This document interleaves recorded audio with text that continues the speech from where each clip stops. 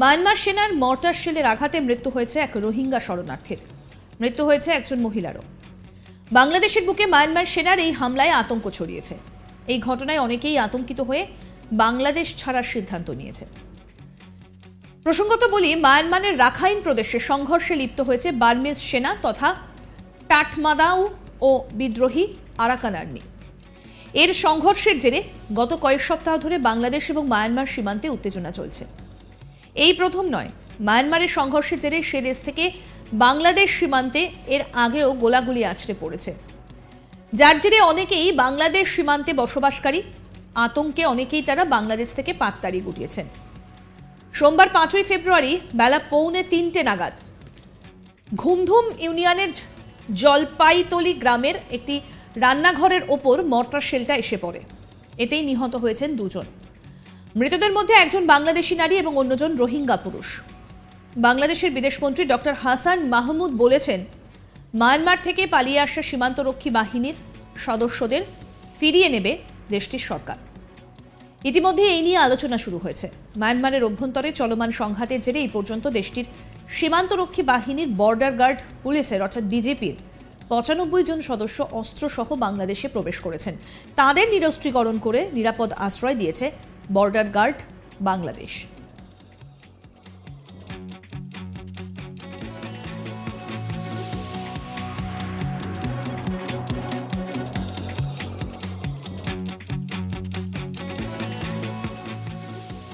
প্রসঙ্গত আপনাদের বলি যে মিয়ানমারের সঙ্গে বাংলাদেশের সীমান্তের দৈর্ঘ্য প্রায় 283 কিলোমিটার। এর বড় অংশ রয়েছে বান্দরবান এবং কক্সবাজারে। বান্দরবানের নাইখংছড়ি সীমান্তের সংঘর্ষের জেরে মিয়ানমারের সীমান্তবর্তী বাহিনীর 14 জন সদস্য পালিয়ে বাংলাদেশে আশ্রয় নিয়েছিলেন। তাদের অস্ত্রগুলি বাংলাদেশ সীমান্তরক্ষী বাহিনী বর্ডার গার্ড বাংলাদেশের হেফাজতে রয়েছে। বিজেপি অবশ্য জানিয়েছে মিয়ানমার সীমান্তরক্ষী বাহিনীর 39 জন সদস্য বাংলাদেশে ঢুকেছেন। এদিকে মিয়ানমারের যুদ্ধ শুরু হওয়ায় ফের নতুন করে রোহিঙ্গারা সীমান্ত পেরিয়ে বাংলাদেশে ঢুকে পড়তে পারে, এই সম্ভাবনাও প্রবল হয়েছে। আর এজন্য বাংলাদেশ সীমান্তবর্তী বাহিনী বাড়তি সতর্কতা নিয়েছে। পড়শি দেশে সংঘর্ষের জেরে কোনোভাবে একজন রোহিঙ্গাও দেশে প্রবেশ করতে যাতে না পারে তার জন্য সমস্ত রকম পদক্ষেপ করেছে বিজেপি। প্রসঙ্গত 5 বছর আগেও মিয়ানমারের অভ্যন্তরীণ সংঘর্ষে প্রায় 12 লাখ রোহিঙ্গা বাংলাদেশে অনুপ্রবেশ করেছিল, যার ফলে বাংলাদেশ বেশ চাপেই রয়েছে। হিংসা, মানব পাচার, মাদক কারবারের কারণেও পরিস্থিতি ভয়ঙ্কর হয়ে উঠেছিল একাধিক বাংলাদেশের রোহিঙ্গা শিবিরের। ডক্টর হাসান মাহমুদ বাংলাদেশের বিদেশমন্ত্রী কি বলছেন শুনব।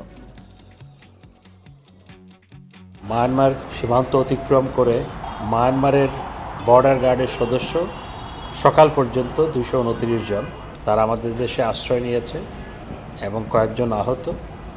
তাদেরকে প্রাথমিকভাবে কক্সবাজারে, পরে চট্টগ্রাম শহরে হস্তান্তর করা হয়েছে। তাদের মর্টার শেল আমাদের দেশের অভ্যন্তরে পড়েছে 30টির মতো এবং 2 জন নিহত হয়েছে।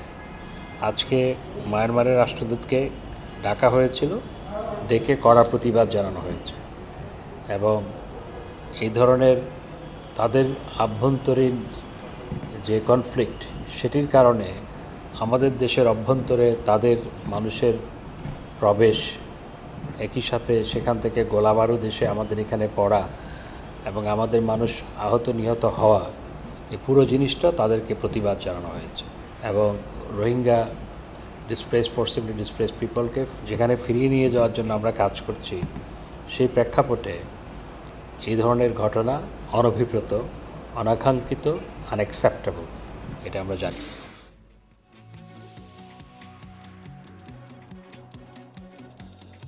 অষ্টম শতাব্দীতে আরবদের আগমনের মধ্যে দিয়ে আরাকানে মুসলমানদের বসবাস শুরু হয়। এই অঞ্চলে বসবাসরত মুসলিম জনগোষ্ঠী পরবর্তীকালে রোহিঙ্গা নামে পরিচিতি লাভ করে। নবম-দশম শতাব্দীতে আরাকান রাজ্য রোহান কিংবা রোহাং নামে পরিচিত ছিল। সেই অঞ্চলের অধিবাসী হিসেবেই রোহিঙ্গা শব্দের উদ্ভব।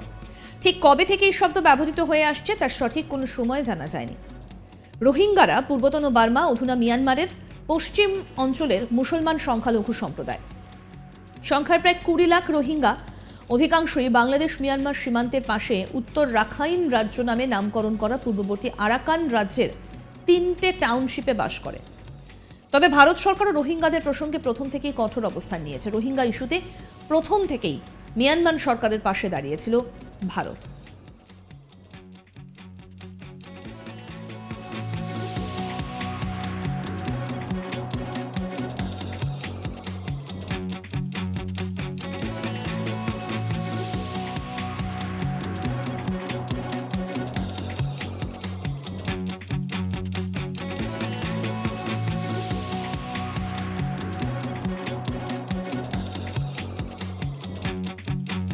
মিয়ানমার সেনার মর্টার শেলের আঘাতে মৃত্যু হয়েছে এক রোহিঙ্গা শরণার্থীর।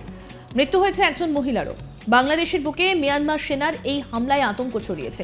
এই ঘটনায় অনেকেই আতঙ্কিত হয়ে বাংলাদেশ ছাড়ার সিদ্ধান্ত নিয়েছে। প্রসঙ্গত বলি, মিয়ানমারের রাখাইন প্রদেশের সংঘর্ষে লিপ্ত হয়েছে বার্মিজ সেনা তথা টাটমাদাও ও বিদ্রোহী আরাকান আর্মি। আর এই সংঘর্ষের জেরে গত কয়েক সপ্তাহ ধরে বাংলাদেশ এবং মিয়ানমার সীমান্তে উত্তেজনা চলছে। এটাই প্রথম নয়, মিয়ানমারের সংঘর্ষের জেরে সে দেশ থেকে বাংলাদেশের সীমান্তে এর আগেও গোলাগুলি আছড়ে পড়েছে। আর যার জেরে অনেকেই বাংলাদেশ সীমান্তে বসবাসকারী অনেকেই আতঙ্কে বাংলাদেশ থেকে পাততাড়ি গুটিয়েছেন। সোমবার 5ই ফেব্রুয়ারি বেলা 2:45 নাগাদ ঘুমধুম ইউনিয়নের জলপাইতলি গ্রামের একটা রান্নাঘরের ওপর মর্টার শেলটি এসে পড়ে। এতেই নিহত হয়েছেন দুজন। মৃতদের মধ্যে একজন বাংলাদেশি নারী, অন্যজন রোহিঙ্গা পুরুষ। বাংলাদেশের বিদেশমন্ত্রী ডক্টর হাসান মাহমুদ বলছেন, মিয়ানমার থেকে পালিয়ে আসা সীমান্তরক্ষী বাহিনীর সদস্যদের ফিরিয়ে নেবে দেশটির সরকার। ইতিমধ্যে এ নিয়ে আলোচনা শুরু হয়েছে।